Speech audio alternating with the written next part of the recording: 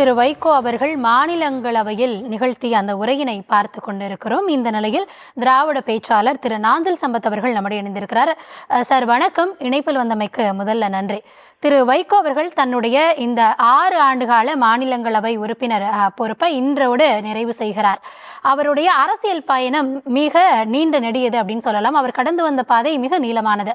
அதை ஒரு நாள்ல பேசிட முடியாது. இருந்தாலும் மாநிலங்களவை உறுப்பினராக அவருடைய செயலாற்றிய விதம், அது தொடர்பான உங்களுடைய கருத்துக்களை நீங்க பகிர்ந்து கொள்ளலாம்.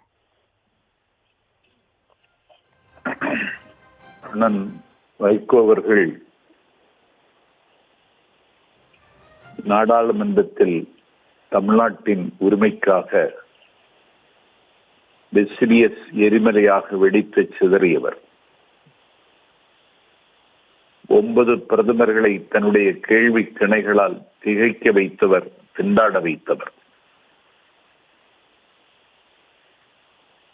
56 கவன ஈர்ப்பு தீர்மானங்களை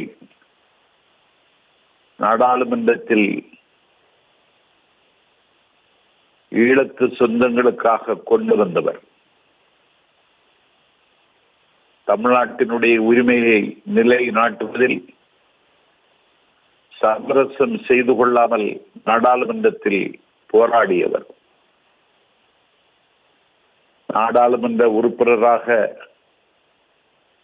இருந்த காலத்தில் இலங்கை தமிழர் பிரச்சனைக்காக நாடாளுமன்றத்தின் வாசலில் அண்ணன் எல்ஜியோடு சாகும் வரைக்கும் உண்ணாவிரதம் இருந்தவர்.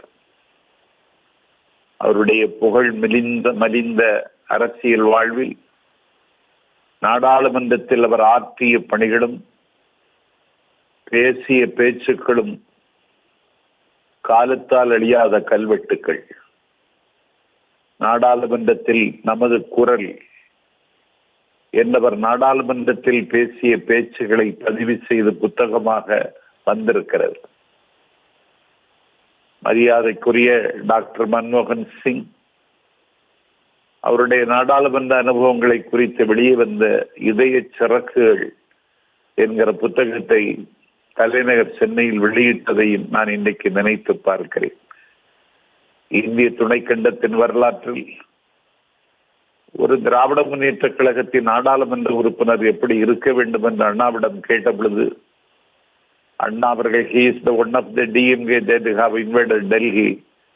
டெல்லியோடு மோத, டெல்லியோடு யுத்தம் செய்ய, டெல்லியில் குவிந்து கிடக்கிற அதிகாரங்களை உடைத்து நொறுக்க திமுக ஒரு படைக்கலனாக இருப்பவன் தான் எம்பி என்றார் அண்ணா. அப்படி ஒரு படைக்கலனாக பரிணமித்தவர் அண்ணன் வைகோ என்பதிலே இருவேறு கருத்துக்கு இடமில்லை. தன்னுடைய சாதுரியத்தாலும் சாமர்த்தியத்தாலும் பிரதமராக இருந்தவர்களை, வடபுலத்து தலைவர்களை நண்பர்களாக கொண்டது அண்ணன் வைகோவினுடைய அணுகுமுறை.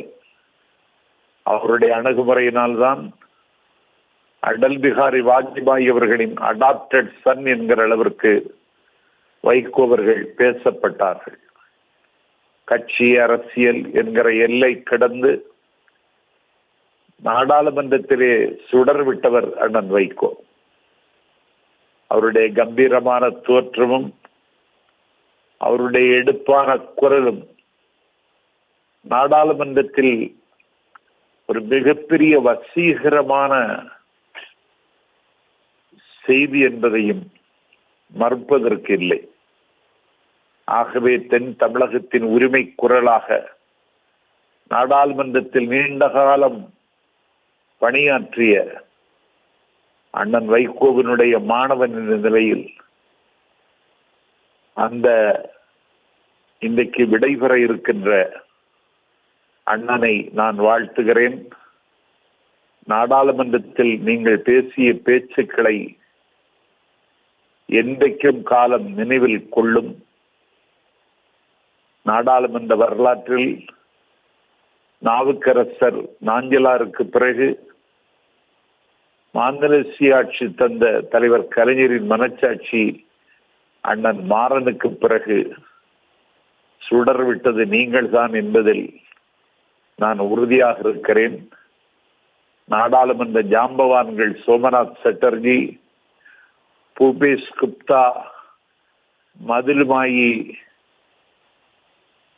போன்றவர்களோடு அந்த வரிசையில் வைத்து எண்ணப்பட வேண்டிய பெருமகன் அண்ணன் வைகோ என்பதையும் இங்கே பதிவு செய்கிறேன்.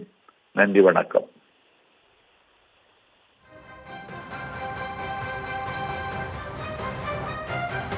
நன்றி சார். இணைப்பில் வந்து உங்கள் கருத்துக்களை பகிர்ந்தமைக்க மிக்க நன்றி.